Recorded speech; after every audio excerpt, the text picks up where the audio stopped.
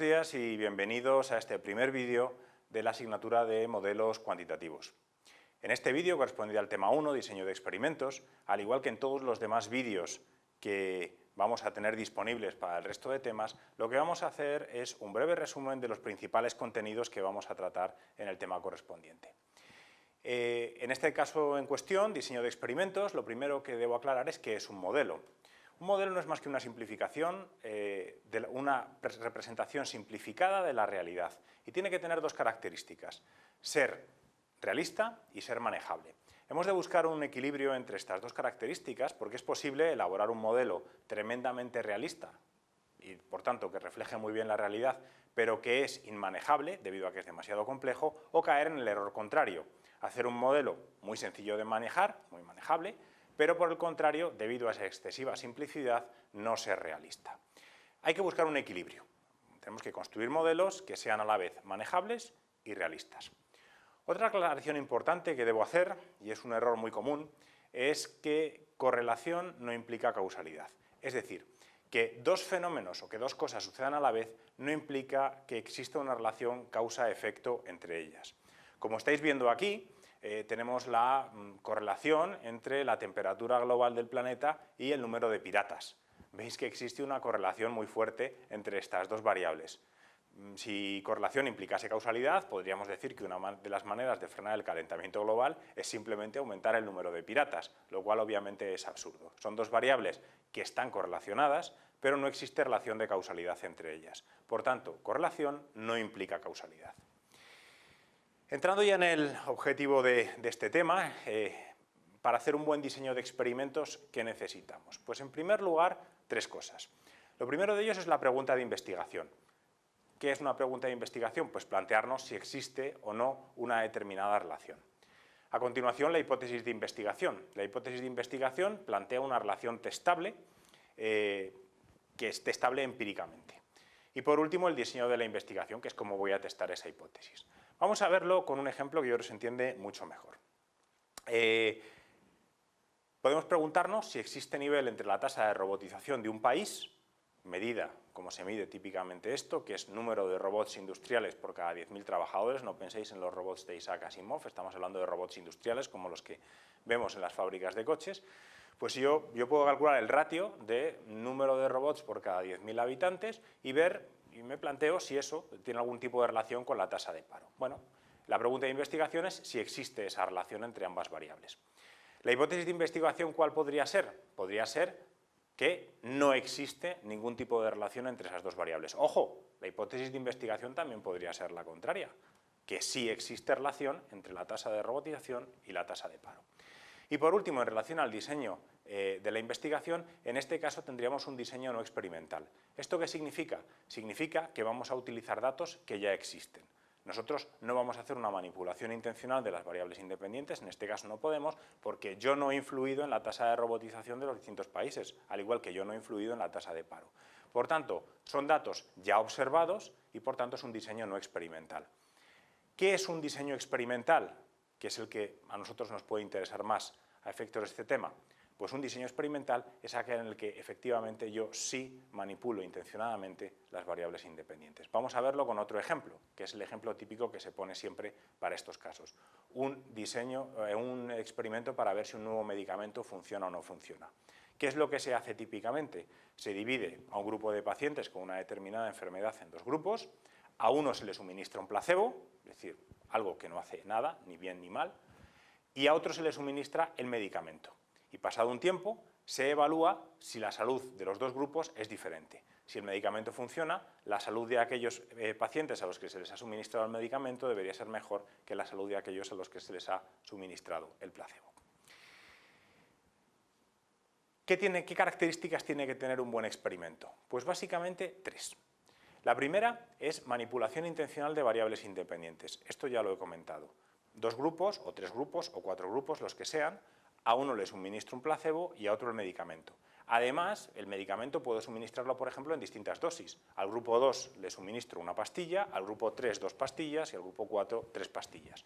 Puedo variar no solo tratamiento o no tratamiento, sino niveles de tratamiento.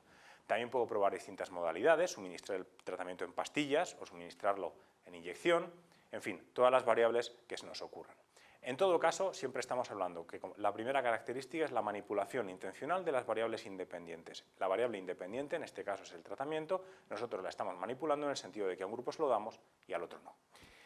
La segunda característica que tiene que tener un buen experimento es la medición de la variable dependiente. Esto es obvio. En este caso, ¿cuál sería la variable dependiente? Pues la salud del paciente. Pasado un tiempo tenemos que medir cuál es la salud del grupo al que le he dado el placebo y del grupo al que le he dado el medicamento.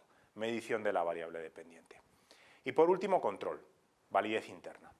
¿Esto qué significa? Significa simplemente que cuando hacemos el experimento tenemos que tener especial cuidado con determinadas cosas para no cometer algunos errores que invalidarían el resultado del experimento. ¿Cuáles son estos errores o estos problemas? Pues hay muchos. En primer lugar, pueden ser variables contaminadoras o de confusión, mortalidad experimental, sesgo del experimentador, sesgo de selección, pero yo creo que esto lo vamos a ver mucho mejor, de nuevo, con un ejemplo. Y para este ejemplo voy a recurrir a una película que se llama Sin Límites, es una película desde mi punto de vista muy interesante, además hace poco han sacado una serie, también muy interesante, en el que se descubre un medicamento, el NZT, que hace que una persona, al tomarla, se vuelva extraordinariamente inteligente. Es decir, una persona totalmente mediocre, con una inteligencia media, se toma una pastilla de NZT y se convierte en un genio. Vamos a ponernos en la piel del investigador que ha descubierto el NZT y quiere verificar si el NZT funciona o no funciona.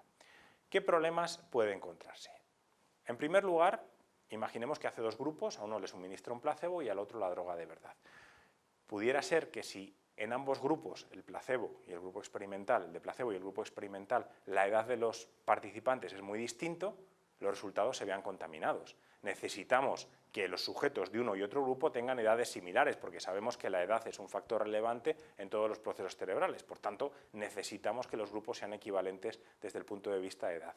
Pero ojo, desde el punto de vista de edad y desde el punto de vista de cualquier otra característica que pueda influir en el resultado del experimento.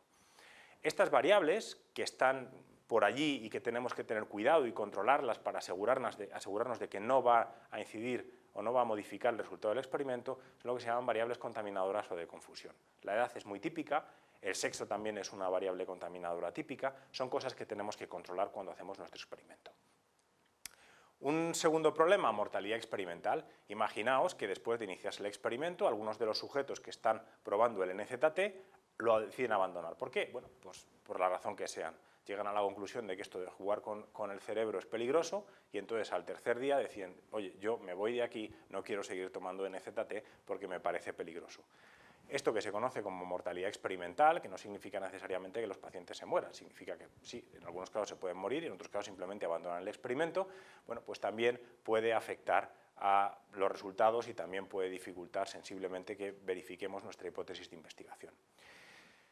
Selección, el sesgo de selección. Este también es un tema muy peligroso. Imaginémonos que este investigador, para probar el NZT, ha pedido voluntarios, que es típicamente lo que haría. Por ejemplo, poner un anuncio en el periódico y solicitar voluntarios. ¿Quiénes van a acudir a esa llamada? ¿Quiénes se van a prestar voluntarios a ese experimento? ¿Gente muy inteligente? Pues probablemente no.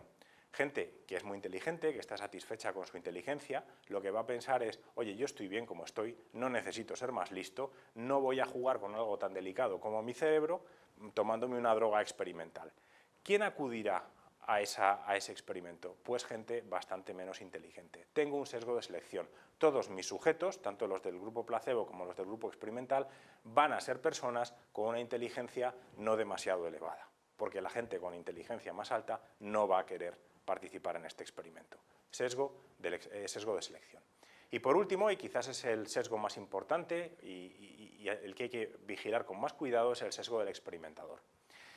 Este inventor del NZT puede intentar ser absolutamente riguroso, puede intentar ser absolutamente objetivo, pero aunque sea inconscientemente, puede alterar o puede modificar el resultado del experimento. Aunque sea inconscientemente, no es que esté haciendo trampas, es que aunque no quiera hacerlas, puede inducir a que los pacientes se comporten de una manera determinada.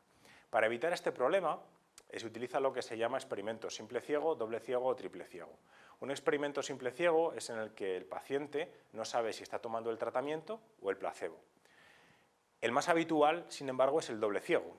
El doble ciego, el paciente no sabe si toma el placebo o el tratamiento, pero es que el experimentador tampoco lo sabe. Él tampoco sabe quiénes están tomando una cosa y quiénes están tomando la otra. Triple ciego es un paso de seguridad más en el que el experimentador y el paciente no saben qué está tomando cada uno, pero es que además la persona que analiza posteriormente los datos, típicamente el estadístico, tampoco sabe qué pacientes han tomado qué cosa. Por tanto, simple ciego, doble ciego y triple ciego son los mecanismos que tenemos para mitigar el sesgo del experimentador. En resumen, ¿un modelo qué es? Un modelo es una representación simplificada de la realidad, que tiene que ser realista y manejable. Otra idea importante de este tema es que correlación no implica causalidad. Que dos cosas sucedan al mismo tiempo no significa que exista una relación causal entre ellas. Y por último, ¿qué características tenemos que buscar en un buen diseño experimental? En primer lugar, manipulación intencional de las variables independientes. En segundo lugar, medición de la variable dependiente. Y por último, control, validez interna. Ejecutar el experimento de una determinada manera para evitar que surjan problemas que invaliden nuestras conclusiones. Eso es todo, espero que este vídeo os haya resultado interesante y sobre todo útil. Nos vemos el próximo día en clase.